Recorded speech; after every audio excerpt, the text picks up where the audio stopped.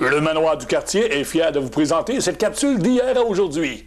Le Manoir du Quartier, votre chez vous, votre manoir.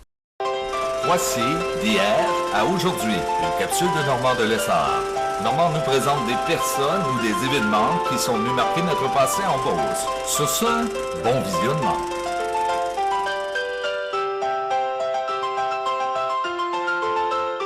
Allô tout le monde, ici Normand de Lessard et bienvenue à une autre capsule d'hier à aujourd'hui. Cette semaine, je vous présente la conférence de presse pour souligner le 150e anniversaire du village de Saint-Ephrem-en-Beauce. On regarde ce que ça donne. Bon visionnement! Bon, ben, je remercie tout le monde d'être venu. Un gros merci à Normand, monsieur le maire, journaliste. Si on vous a invité ici aujourd'hui, c'est qu'on voulait présenter deux projets qu'on a réalisés dans le cadre de cet automne. Puis, ben c'est ça. Et ensuite, ce qu'on voulait vous présenter, c'était le logo des fêtes du 150e anniversaire cette fois. Ça fait que pour ce qui est des projets, je vais m'asseoir, on va être plus à l'aise un peu. Et je me présente, je pense que tout le monde me connaît. Jean-Carl Mathieu, président de la Société du patrimoine de Saint-Ephrem. Jean-Pierre Dupuis, secrétaire trésorier de la Société du patrimoine de Saint-Ephrem. Puis on a dans la salle Pascal Grondin, qui est un des vice-présidents.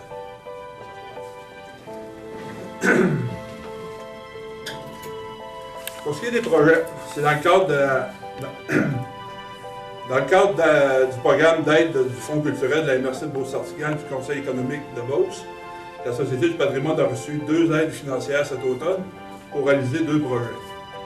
Le premier, c'est Saint-Ephrem en mémoire, qui consiste en fait à un site Internet et à la création d'une banque de photos et d'archives sur l'histoire de Saint-Ephrem, dans le but de l'utiliser pour les fêtes du 150e.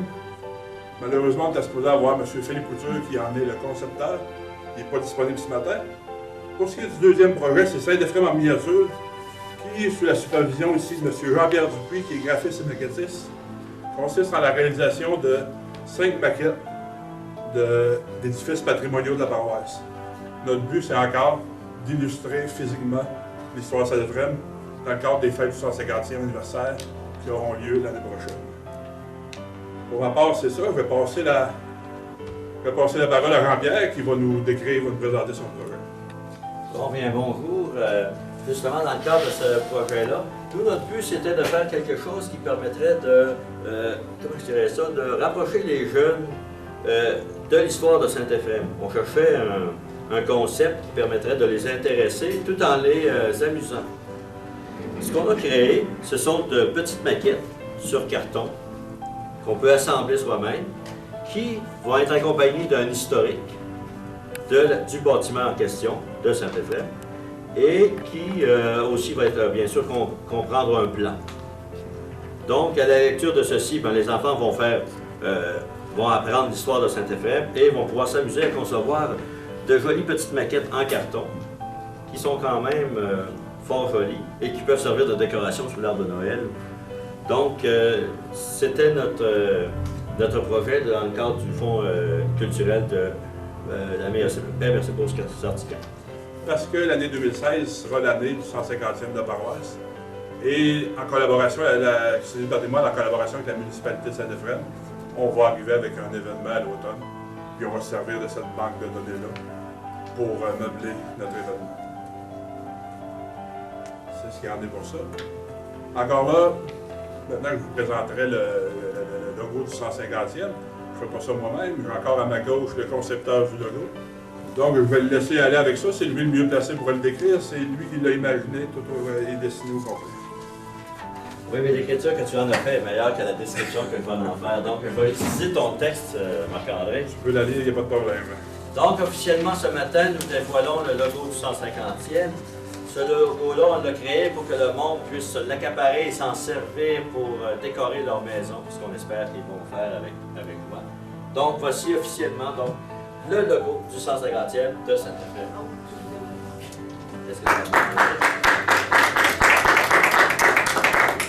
Eh bien, comme vous pouvez le voir, il y a le grand 150 qui annonce officiellement le 150e. Saint-Ephrem en fête, parce qu'on veut que ce soit une fête pour tout le monde. Et l'effet du drapeau transformé en une flamme pour montrer le dynamisme de notre communauté et Et avec bien sûr les 3 feuilles d'érable pour me parler des 3 municipalités fondatrices Les 3 municipalités fondatrices de la paroisse. de la paroisse de Saint-Éphrem. Voilà.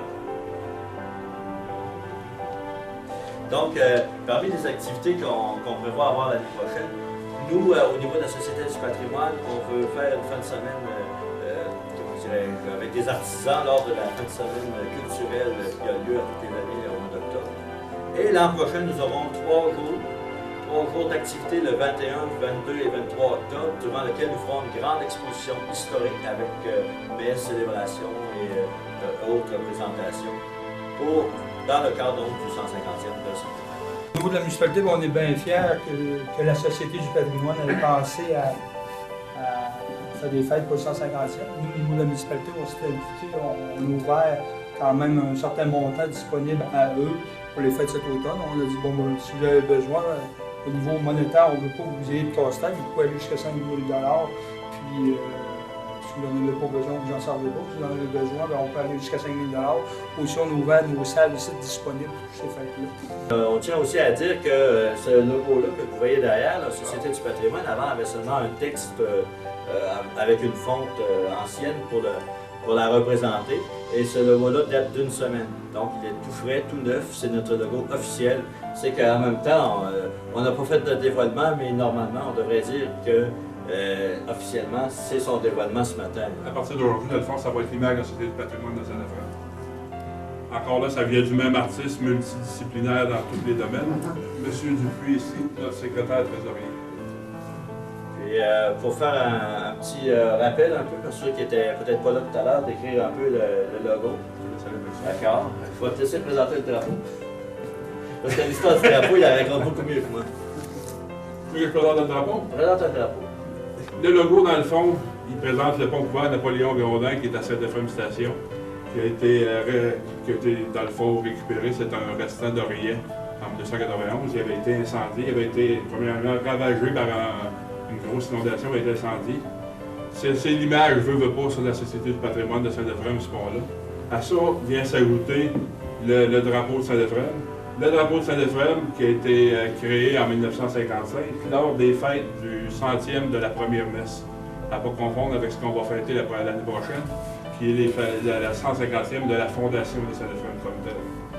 Le drapeau, c'est le drapeau de la France en fond. Les 3 feuilles d'érable qui représentent le pays de l'érable. Et aussi les trois municipalités fondatrices où sont venus les gens qui ont fondé la paroisse, c'est-à-dire Sainte-Marie, Beauce-Ville et Saint-Isidore.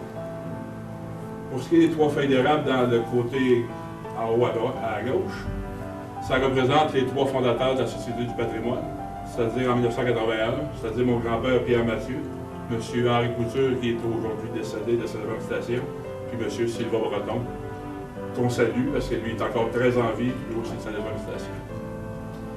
Et je commenterai juste en disant que ce logo-là m'a demandé beaucoup de travail parce que j'ai tenté autant que possible de représenter les anciennes gravures comme on les voyait dans les revues.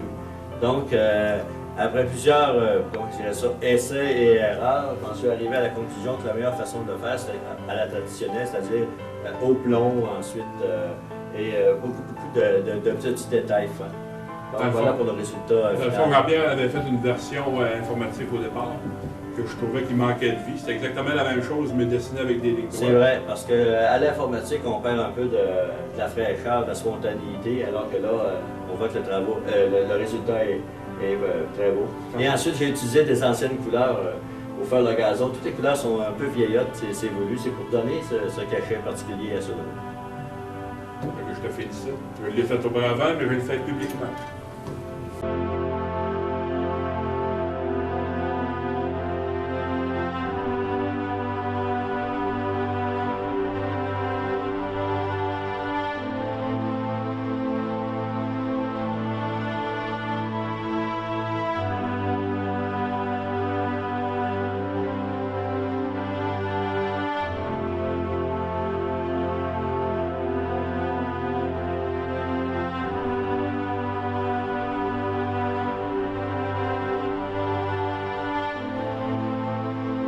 Cette capsule d'hier à aujourd'hui est une gracieuseté du Manoir du Quartier. Le Manoir du Quartier, votre chez vous, votre manoir.